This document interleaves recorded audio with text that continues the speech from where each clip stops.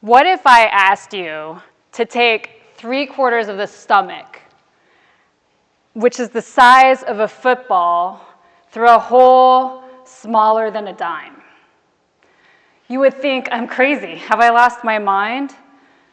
What am I talking about? Am I a magician? Am I pulling like a rabbit out of a hat or something like that?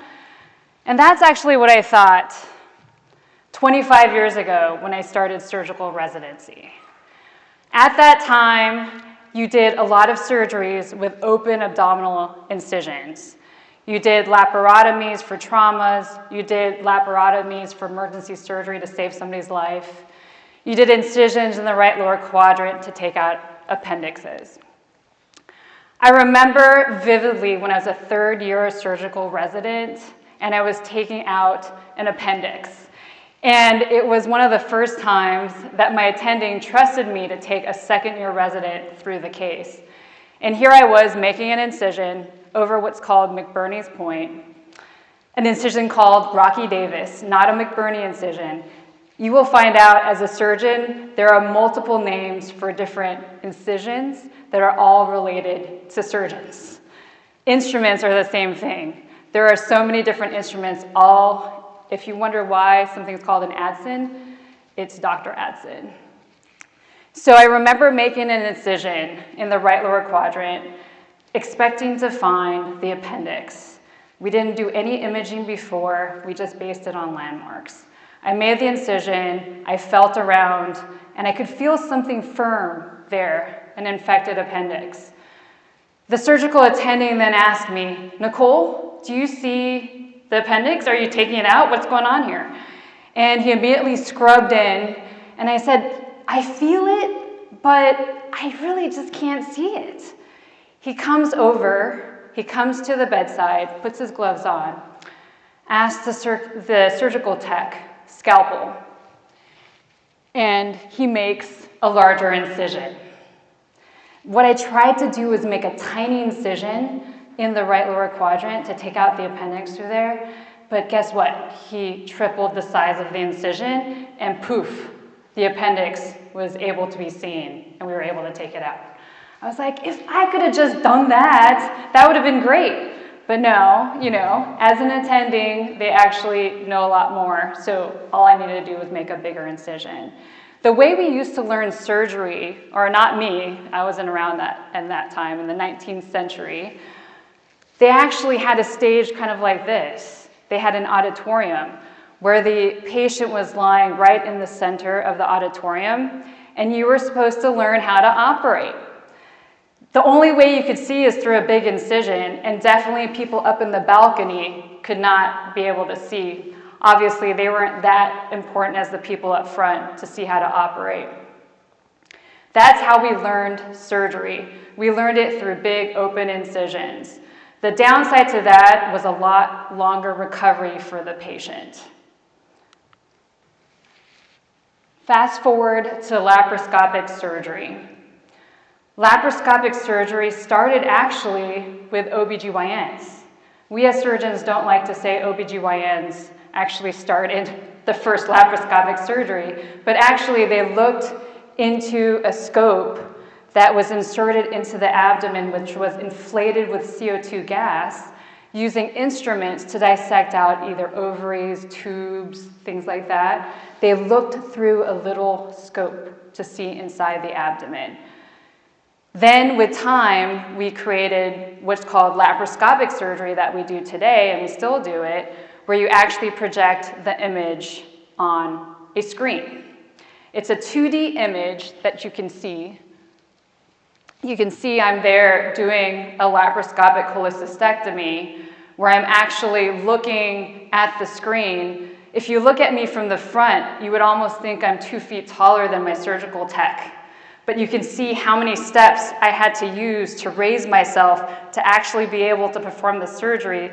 Otherwise, I'd be like a little T-Rex operating up here. In order to bring my arms down where the ports were easier to move, I would have to elevate my position on the table. And you can see there that I'm using what's called electrocautery to dissect out the organ, and I'm limited to just 5 degrees of motion on a 2D screen. So if you guys all play Xbox or PS3, raise your hands if you play video games. So you would probably be pretty good at doing some laparoscopic surgery, and there's actually studies to show if you're good at video games, you'll probably do pretty well with laparoscopy, because you're taking a 2D image and you're translating your movements and seeing the image on the screen to dissect out the infected organ. In a laparoscopic case, you typically have at least the surgeon and the surgical tech running the camera. A lot of times you might actually have up to 4 people around the bedside to do the surgery. One is the person running the camera, another is an assistant holding another instrument. You, as the surgeon, are limited to only 2 arms. Unfortunately, we don't have additional arms off our body to hold all the different parts. So you have your 2 arms while the other people are assisting you in laparoscopic surgery. These are the surgical instruments. You can see there's a long shaft, and really only the tips of the instruments can move open and close, and you can rotate the instrument. There is no angulation in the tips there, and you basically are using your arms to position the tip of the instrument within the body. And so it's almost like flying a plane, where if you put your arm down, you see the instrument going opposite direction off of a fulcrum. So left is right, right is left, and you have to train your brain in order to do surgery that way. Now comes robotic surgery. Yash mentioned robotic surgery. Robotic surgery is something that has developed over time, and that's a way to improve the movement of the arms or the tips of the instruments within the abdomen. We don't go and talk to a robot and say, okay, take out the appendix, it's right here, and we'll see you later. And we go to another room and drink some coffee. Definitely, I wish we could do that, but we can't do that right now. So a robot is only responsive to the surgeon console.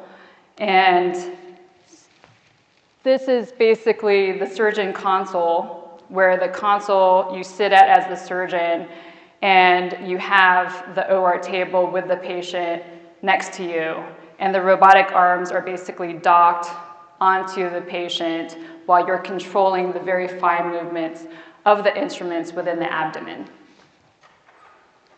You can see here the evolution of the robot over time. Just like a cell phone, where I remember cell phones were like this big, and now they're much smaller. Definitely the robot has also gone from a lot larger in 1999 with the first console all the way to 2024, where we have the latest robot console. This is how you control, basically, at the robotic console. You put in the procedure that you're doing. You're putting in all your energy settings for all the different cautery and instruments you use, and you actually control 4 instruments at the same time. How's that possible? I only have 2 hands. Well, you basically clutch between instruments, so you can actually retract something with one instrument and then move over and use 2 other instruments, while at the same time controlling the camera in and out, side to side.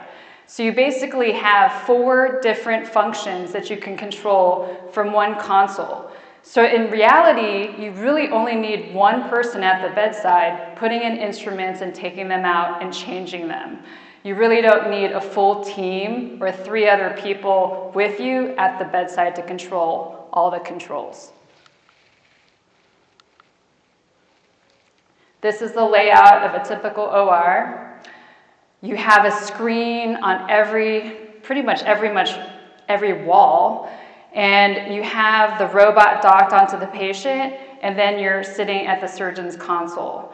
I can tell you, as as a medical student, I remember walking around with my chief resident, and he told me back then, whenever you're standing, you should sit. Whenever you're sitting, you should sleep. And he said, pick a field of surgery where you can sit down. He never thought I could actually sit down and do general surgery, but here we go with robotics.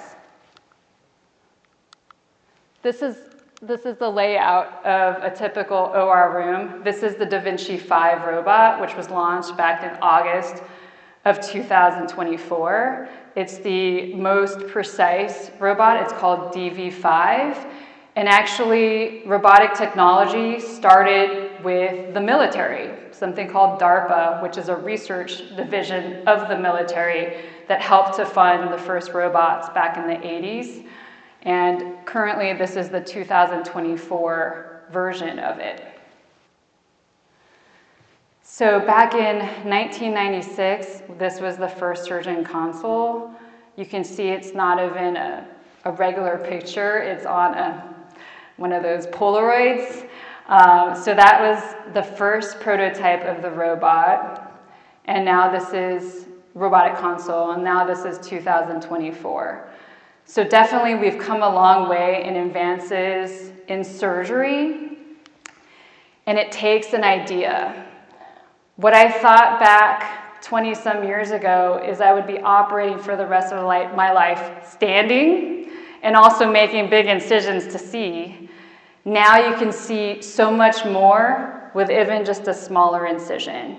It takes all of you to get us to the next step, and I'm sure you guys will. Thank you very much.